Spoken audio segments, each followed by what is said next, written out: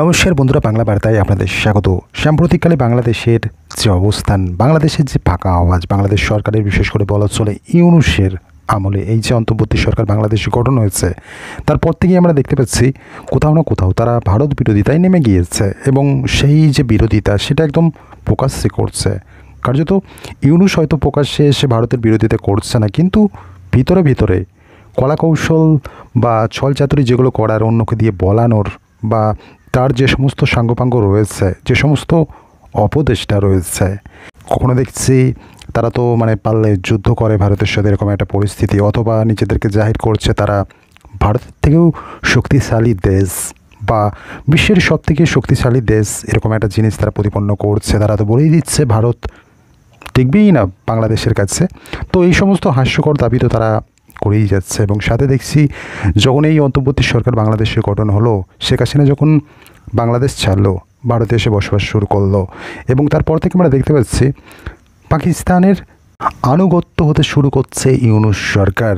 অর্থাৎ পাকিস্তানের সাথে তাদের যে সম্পর্ক বিগত দিনের ছিল শেখ হাসিনার আমলে, বিশেষ করে তখন তো এই বর্তমানে যতটা সম্পর্ক পাকিস্তানের সাথে ইউনূসের হচ্ছে, অর্থাৎ তাদের সম্পর্কের মধ্যে যতটা ঘনিষ্ঠতা বাড়ছে এখন, এটা কিন্তু বিগত দিনে ছিল না, কিন্তু এখন ঘনিষ্ঠতা বাড়াচ্ছে তারা বাংলাদেশ পাকিস্তানের সাথে। তারা এরকমটা বিভিন্ন ক্ষেত্রে দেখা যাচ্ছে যে এরকম জিনিস একটা প্রতিপন্ন করতে চাইছে যে পাকিস্তান তাদের ভাই বিগত দিনে হারিয়ে গিয়েছিল, ওই মুক্তিযোদ্ধার পর হারিয়ে গিয়েছিল, এখন আবারও খুঁজে পাচ্ছে বা পেয়েছে।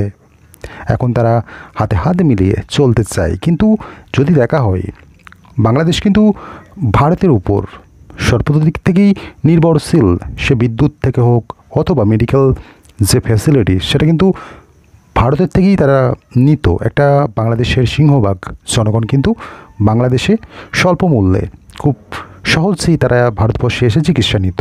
এটা কিন্তু বাস্তবিকভাবেই একদমই 100% সত্য, সেটা ইউনূসও জানে। এবং অতর্কিতে এই সরকার যখন বদল হলো, অর্থাৎ গণতান্ত্রিক উপায়ে কিন্তু এই যে বাংলাদেশের সরকারটা গঠন হয়েছে, সেটা কিন্তু হয়নি। এক প্রকার সেখানে একটা আন্দোলন সৃষ্টি হলো, কোটা আন্দোলনকে ঘিরে, কিন্তু পরবর্তীতে সেটা একটা রাজনৈতিক রূপ নিল। আলটিমেটলি যত দিন এগোলো, অর্থাৎ এই জিনিসটা স্পষ্ট হয়ে গেল, এই যে কোটা আন্দোলন, এটা একটা উপলক্ষ মাত্র। এই যে ছাত্র সমাজ বা জামাতি যে শিবির রয়েছে, যে সমস্ত রাজনৈতিক দল রয়েছে, তারা যে একজোটে শেখ হাসিনাকে হামলা করলো, অর্থাৎ তাদের মূল অভিপ্রায় ছিল যে শেখ হাসিনাকে গদিচ্যুত করা। গোটা আন্দোলনটা এটা একটা উপলক্ষ মাত্র। তো এটা দিয়েই শুরু তাদের আসল উদ্দেশ্য, ফান্ডামেন্টাল যে ফোকাসটা তাদের ছিল, সেটা হলো শেখ হাসিনাকে গদিচ্যুত করা। সেটাতে তারা সফল হয়েছে। কিন্তু কোথাও না কোথাও এই যে ইউনূস, তীব্র ভারত বিরোধী এই ইউনূস, সেটা তার কর্মকাণ্ডে, তার সরকারের আমলে যে সমস্ত ঘটনাগুলো ঘটছে, সেগুলো আমরা দেখতে পাচ্ছি।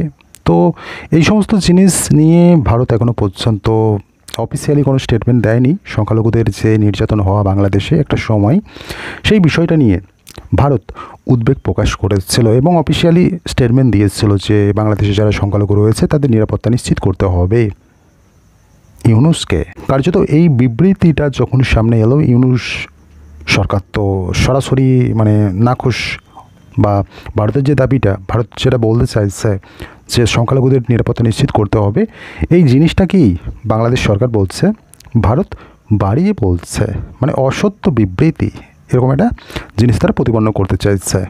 যাই হোক, বাংলাদেশ এই যে পালাবদল ঘটলো বাংলাদেশে, তারপর থেকেই ভারতের সাথে পারলে আজ বললে আজ, কাল বললে কাল যুদ্ধ করে ফেলে, অথবা সোশ্যাল মিডিয়ায় যোদ্ধা যারা বড় বড় বুলিয়া ওড়ায়, সোশ্যাল মিডিয়ায় যে সমস্ত বাংলাদেশি নেতারা রয়েছে, সেই সমস্ত জামাতিরা, তারা পারলে তারা তো এমনটা দাবি করছে যে তারা বিশ্বের 1 নম্বর শক্তিশালী দেশ।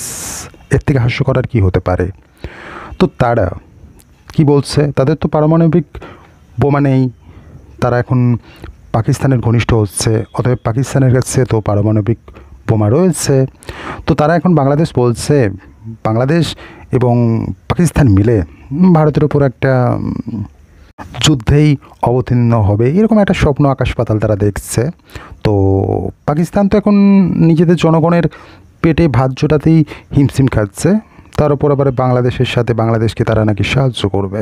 তো কিভাবে করবে সেগুলো হয়তো সাধারণ মানুষের ভাবনায় আসবে না। তো একটা সময় আমরা দেখলাম যে পাকিস্তানি সেনাপ্রধান বাংলাদেশ সফরে আসছেন এবং এখানে এসে হয়তো কিছু প্রতিশ্রুতি দিচ্ছেন বা বুকে বল যোগাচ্ছে বাংলাদেশের।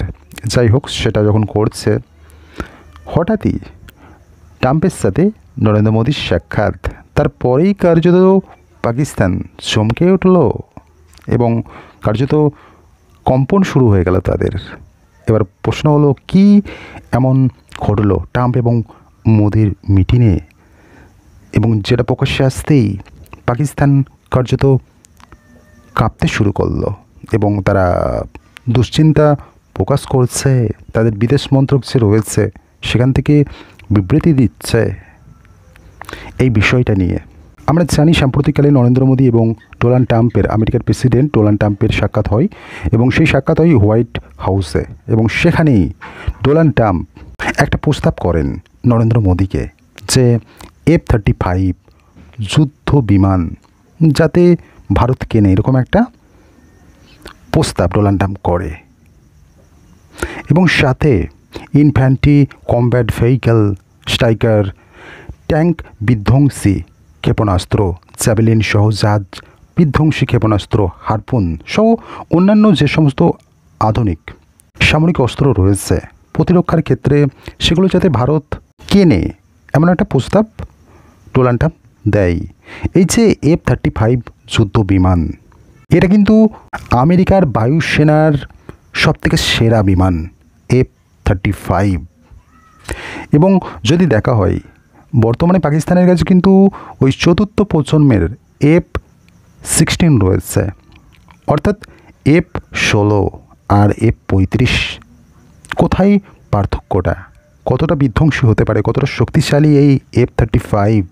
পাকিস্তানের কাছে তো F-16 রয়েছে, তারা এই বিষয়টা নিয়েই উদ্বিগ্ন হয়েছে বা তাদের আশঙ্কার যে কারণ এই F-35, তারা মনে করছে যদি ভারত এটা হাতে পায়, কার্যত অস্থিতিশীল পরিবেশ তৈরি হবে এবং যার ফলে সামরিক ভারসাম্যহীনতা বাড়বে, কৌশলগত স্থিতিশীলতা নষ্ট হবে এবং সেই জিনিসটা করবে ভারত যদি এই অস্ত্রটা, এই F-35টা ভারত হাতে পায়।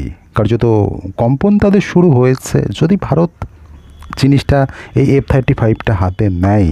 এবং এই F-35 কিন্তু একটা মারাত্মক যুদ্ধ বিমান। এই রাডারের যদি নজরদারি থাকে সীমান্তে, সেই রাডারের নজরদারি এড়িয়ে পর্যন্ত আকাশসীমায় হামলা করতে সক্ষম এই F-35। রাডারও এই যুদ্ধ বিমানকে আটকাতে অসমর্থ।